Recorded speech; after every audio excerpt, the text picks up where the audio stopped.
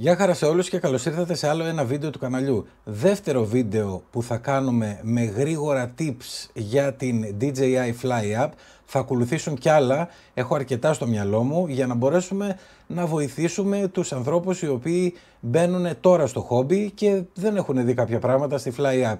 Προφανώς αυτοί που πετάνε περισσότερο καιρό τα ξέρουν αυτά τα πράγματα, αλλά εδώ πάμε να δείξουμε για τους φίλους οι οποίοι μπαίνουν τώρα στο χόμπι και πώς μπορούν να κάνουν συγκεκριμένα πράγματα ή αν βλέπουν κάτι στο YouTube κτλ. Και δεν ξέρουν πώς να το κάνουν.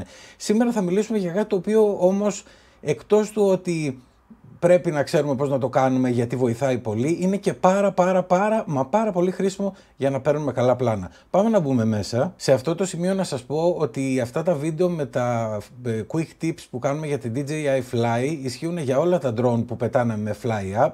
Εμείς σήμερα το κάνουμε στο Flip, αλλά ισχύουν κανονικά και σε Mini 4 Pro, R3, R3S, Mavic 3, γενικώς όποιο drone χρησιμοποιεί Fly App. Μπαίνουμε μέσα, θα δείτε εδώ στην οθόνη μου ότι έχει γραμμές. Αυτές οι γραμμές χωρίζουν σε 3 κάθετα κομμάτια την οθόνη αλλά και σε 3 οριζόντια. Μας βοηθάει πάρα πολύ στο πώς να κεντράρουμε το πλάνο μας και να έχουμε το καλύτερο δυνατό αποτέλεσμα. Δηλαδή, απλά πράγματα. Εάν έχουμε το θέμα μας στο κεντρικό κουτάκι, τότε το πλάνο μας είναι κεντραρισμένο όσο αναφορά την εικόνα, οπότε θα έχουμε και το καλύτερο δυνατό αποτέλεσμα. Πάμε όμως να δούμε, γιατί αυτά καλά έτσι ωραία φαίνεται, πάμε να δούμε πώς το ενεργοποιούμε αυτό, γιατί μπορεί να μην είναι ενεργοποιημένο όταν πάρουμε το drone ή μπορεί κατά λάθος να το έχουμε αφαιρέσει. Πάμε να δούμε μέσα. Για να το κάνουμε αυτό πηγαίνουμε στο μενού, το οποίο βρίσκεται πάνω δεξιά στις 3 τελείες. Εν συνεχεία πηγαίνουμε στο Tab Camera, κατεβαίνουμε προς τα κάτω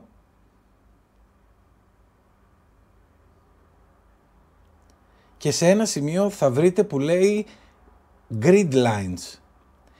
Εδώ μπορούμε να προσθέσουμε αυτές τις γραμμές που είδατε.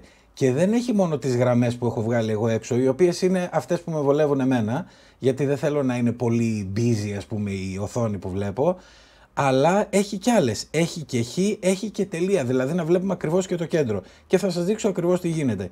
Υπάρχει λοιπόν περίπτωση, θα τα πάρουμε από την αρχή, υπάρχει περίπτωση όταν ανοίξετε το drone να είναι έτσι η εικόνα, να μην έχει καθόλου γραμμές. Προφανώς αυτές οι γραμμές δεν βγαίνουν στο τελικό βίντεο, είναι βοηθητικές για το βίντεο που βλέπουμε για να τραβάμε τα πλάνα. Υπάρχει μεγάλη πιθανότητα να είναι έτσι όταν πάρουμε τον drone. Άρα για να το ενεργοποιήσουμε πηγαίνουμε 3 τελείες όπως είπαμε στην αρχή, πηγαίνουμε στο camera tab, κατεβαίνουμε προς τα κάτω και βρίσκουμε εκεί που λέει grid lines. Τώρα έχουμε 3 επιλογές. Να ενεργοποιήσουμε το χ, να ενεργοποιήσουμε τα κελιά όπως σας έδειξα πριν, αλλά να ενεργοποιήσουμε και την τελίτσα. Αυτά μπορούν να ενεργοποιηθούν ή μόνα τους ή όλα μαζί.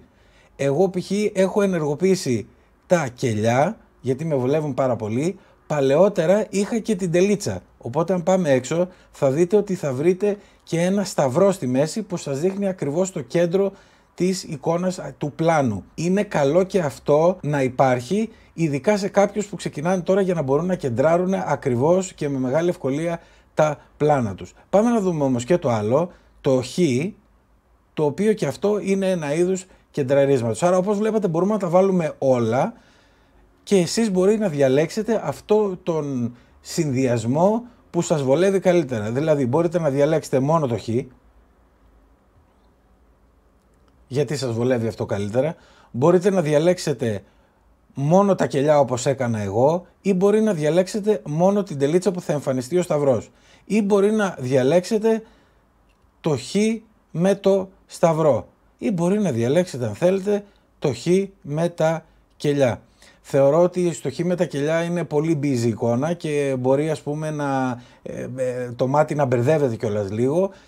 Εμένα μετά από τον όλο καιρό που πετάω θεωρώ ότι με βοηθάει περισσότερο να βάζω τα κελιά, γιατί μου δίνει τον ορίζοντα και επίσης χρησιμοποιώ το κεντρικό κελί, το κεντρικό κουτάκι για να κεντράρω τα θέματά μου. Και να σας πω και το άλλο σαν extra tip, ας πούμε, αν είναι μέσα στο κουτάκι το θέμα μας και είναι και λίγο εκτός, δηλαδή δεν είναι ακριβώς στο κέντρο του μεσαίου κουτιού, τότε στο post-editing μπορούμε να κάνουμε λίγο crop στην εικόνα και να το φέρουμε εκεί πέρα που θέλουμε για να είναι ακριβώς. Φτάνει να είναι στο κέντρο, μάλλον στο κεντρικό κουτάκι. Αυτά είχαμε να πούμε σήμερα για το δεύτερο μικρό βιντεάκι με tips για την DJI Fly. Σας ευχαριστώ πολύ που ήσασταν για άλλο ένα βίντεο κοντά στο κανάλι. Like, subscribe, τα σχόλια σας από κάτω και τα λέμε στο επόμενο. Γεια χαρά!